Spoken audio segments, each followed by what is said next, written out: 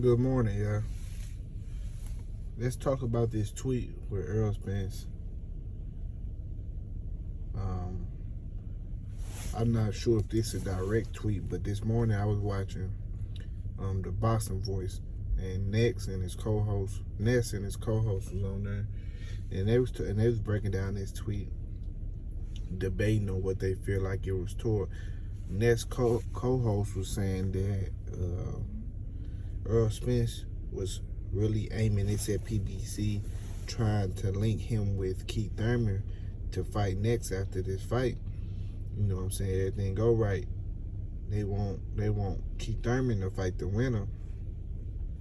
So that's what Ness co-host is saying. But Ness is saying this ain't got shit to do with Keith Thurman. It's Errol Spence just going directly at PBC. Now, I'm gonna give my take on it, what I believe it is. So as y'all come into the video, y'all smash that like button and subscribe to the channel if you ain't subscribed already. Now listen, when Errol Spence was getting prepared for Manny Pacquiao, right, PBC did some shit to where, like, they showed a clip of Errol Spence's sparring partner landing like a few punches on him, and they used that as like a promotional clip or some shit, right? And fans, including me, felt like that was some bullshit on a PBC behalf. Why, why would y'all try to do some shit like that? It just felt shiesty. So one could believe, hey, Errol Spence don't want to fuck with PBC because as soon as he get in, lock in with Ugas, it's on Showtime. It's not even on PBC. It's not even gonna be on Fox. So, what I really, that could be a case. Somebody could think that's the reason, but I have to agree with Ness co-host on this being toward Keith Thurman. I believe Errol Spence is saying this directly toward PBC about trying to match him up next with Keith Thurman, because pretty much the last few weeks Errol Spence has been alluding and damn near blatantly telling everybody him versus Bud is next, right? But then you got PBC got Keith Thurman on the platform saying that he wants the winner and all this different type of shit, and they promoting this shit as if that's what it's really gonna be. Errol Spence already shutting it down right now. Like, it's over. It's over, bro. We not locking horns with that nigga Keith Thurman. I mean, right now, anyway, because Keith Thurman don't really have shit to offer in comparison with Terence Crawford. He just don't. You know what I'm saying? He got his ass beat by Manny Pacquiao and lost the whole aura of him versus Errol Spence. Even though he took that long ass layoff, Keith Thurman, and if he did not fight Manny Pacquiao, him and Errol Spence still could have been that fight at 147, right? Because that's what it's been. That's what it was for so many years. Him and Keith Thurman was that fight. It possibly could have been the biggest fight, but it's no longer that because Keith Thurman lost the perspective, not the perspective, but the perception of fans. You know what I'm saying? A lot of people used to say how they felt like Keith Thurman was going to beat Errol Spence, so it was a nice little split. His fans has lost their morale, so it ain't really too many niggas cheering for Keith Thurman. He lost a fat piece of his fan base along the way with all the fuck shit, with the ducking Earl, all the bullshit he was talking. He just wasn't talking like a fighter, so it didn't play out how he wanted to play out. You heard me? So now Errol Spence and Terence Crawford is the fight at 147. And Errol Spence would feel like he going backwards instead of forward. He got this whole thing after he went through his tragedies with the accident and the injury. He feel like he lost some time, so he said this in an interview that he feel like he in a rush. He's not literally rushing, but he feel like he lost time, and he got to make a lot of that shit up by getting straight to business, not fucking around, not fighting tune-ups, not fighting people that don't matter. So he tunnel vision right now. Fighting Keith Thurman would be like a step back. Now, it's a solution to this, right? Errol Spence can't fuck around with Keith Thurman right now because he got one fight left at 147, and we already know that's gonna be Bud. But when Errol Spence goes to 154,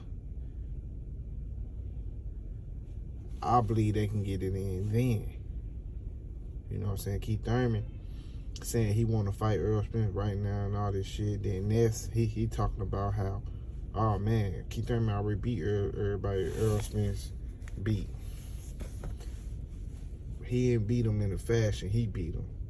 Plus, Keith Thurman had split decisions with all those guys.